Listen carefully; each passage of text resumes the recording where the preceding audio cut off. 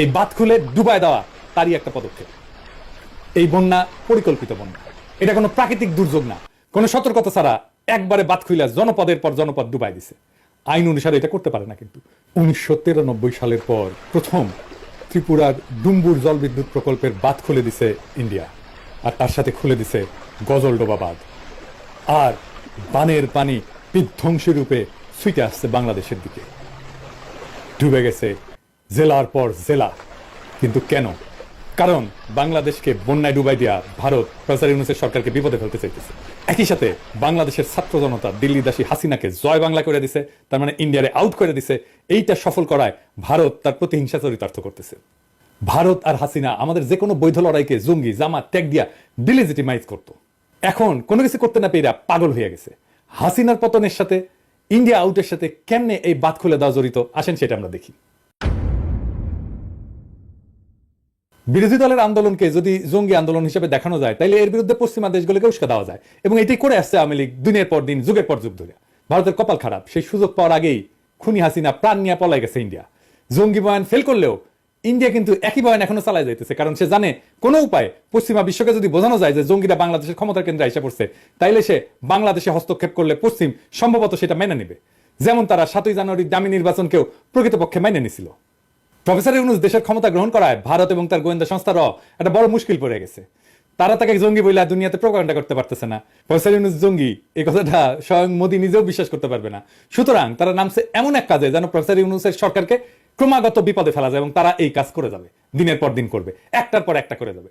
এই বন্যায় ব্যাপক ক্ষয়ক্ষতি হবে, ফসল ডুবে গেছে, খামার ধ্বংস হয়েছে, গবাদি পশু মারা গেছে, প্রচন্ড খাদ্যাভাব দেখা দেবে, মানুষজনকে সরাইতে হবে, এবং পুরা প্রশাসন পুরা সরকার এই বন্যার ধকল সামলানোর কাজে ব্যস্ত হয়ে যাবে।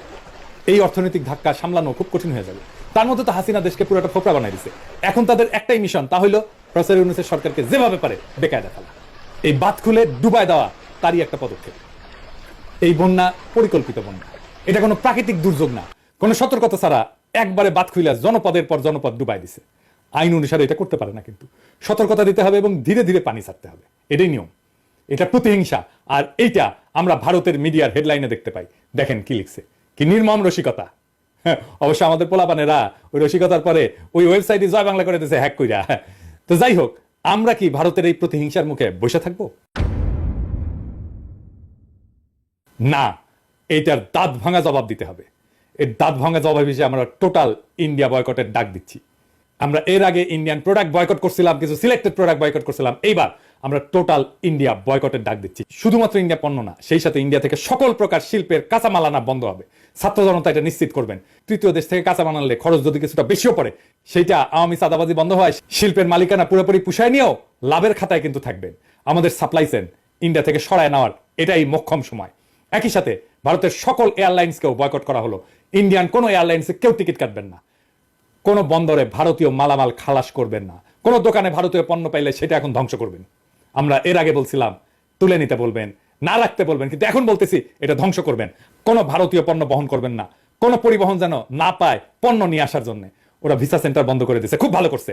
আর যেন না খোলে। ওরা মৈত্রী ট্রেন নাকি চালাইতে উৎসাহ পাইতেছে না, চালাইস না, আমরা খুব খুশি, না চালাইলে আমরা সবচেয়ে খুশি হব। সরকারকে আহ্বান জানাচ্ছি, ভারতের সাথে সকল চুক্তি উন্মুক্ত করেন, যা যা এক্ষুনি বাতিলযোগ্য সেইগুলো বাতিল করেন। মোংলা পোর্ট দিয়ে দিচ্ছেন, ট্রানজিট দিচ্ছেন, সব বাতিল করেন। টোটাল ইন্ডিয়া আউট বাস্তবায়ন করে আমরা ইন্ডিয়াকে উচিত জবাব দেব, যা তারা বহু যুগ মনে রাখবে। আর কি করব? ইন্ডিয়া শুকনা মৌসুমে কখনোই চুক্তি মোতাবেক আমাদের পানি দেয় নাই, অথচ বর্ষার সময় আমাদের পানিতে ডুবায় মারে। ভারতের এই জঘন্য খেলা বন্ধ করার এটাই সময়। ভারতের কাছে পানি পাওয়া, যেটা আন্তর্জাতিক আইনে আমাদের প্রাপ্য, তার আশা করা বাতুলতা।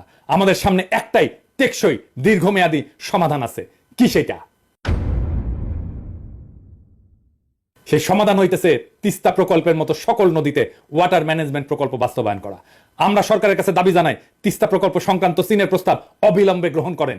ছাত্র জনতাকে আহ্বান জানাবো সরকারকে এই বিষয়ে ব্যাপক চাপ দিতে, যেন এই প্রকল্প চীনকে অবিলম্বে দিয়ে দেওয়া হয়। চীন প্রস্তুত আছে, চীন বারবার বলতেছে এই প্রকল্পে তারা বিনিয়োগ করতে আগ্রহী। এই প্রকল্প চীনকে দিয়ে দেন, ইন্ডিয়ার গালে 2 থাপ্পড় দেওয়া হবে আমরা যদি এই প্রকল্প চীনকে দিয়ে দিই। ফাইনালি ভারত বন্ধু আর ভারতকে কিছু আখেরি কথা বলতে চাই, কান খুইলা শুনে রাখেন। অনেকে মনে করেন ভারত বড় দেশ, আমাদের ঘিরা আছে, হুরে বাবা, হ্যাঁ আমাদের খায়া ফেলবে। হ্যাঁ জি না, ভারত আমাদের ঘিরে নাই, আমরা ভারত দিয়ে বেষ্টিত না। ভারত বরং চারিদিকে শত্রু রাষ্ট্র দিয়ে বেষ্টিত। সরাসরি শত্রু না হইলেও তারা ভারতের বন্ধু না, যারা ভারতকে বেষ্টন করে আছে। ম্যাপটা খুলে দেখেন, একদিকে পাকিস্তান, চীন, নেপাল, বাংলাদেশ, আর ওইদিকে মায়ানমারের গণতন্ত্রকামীরা জিতে গেলে ওরা বাম্বু দেবে ইন্ডিয়াকে সকাল বিকাল। ইন্ডিয়াকে ঘিরে ফেলা হয়েছে চারিদিক থেকে, চারিদিকে ওর হোস্টাইল টেরিটরি। আর আমরা তিস্তার চায়নাকে ডেকে আনা চিকেন নেক চাইপা ধরবো। 15 বছর ফ্যাসিবাদের ঘানি টানাইছে ইন্ডিয়া, এইটার মূল্য ইন্ডিয়াকে চুকাইতে হবে কড়ায় গন্ডায় আগামী 50 বছর ধরে। একটা কবিতা ছিল, মুক্তিযুদ্ধের সময় লেখা হয়েছিল, সেই কবিতা আমরা আবার পড়বো। তুমি আমার আকাশ থেকে সরাও তোমার ছায়া, তুমি বাংলা ছাড়ো। তুমি আমার বাতাস থেকে মোছো তোমার ধুলা, তুমি বাংলা ছাড়ো। তুমি আমার জলস্থলের মাদুর থেকে নামো, তুমি বাংলা ছাড়ো। শত্রু দেশের সাথে কোনো ডিলিংস না, ইন্ডিয়ার সাথে কোনো ডিলিংস না। যারা শত্রু দেশের সাথে হাত মিলাবে তাদের ক্ষমা নাই। ইনকিলাব জিন্দাবাদ।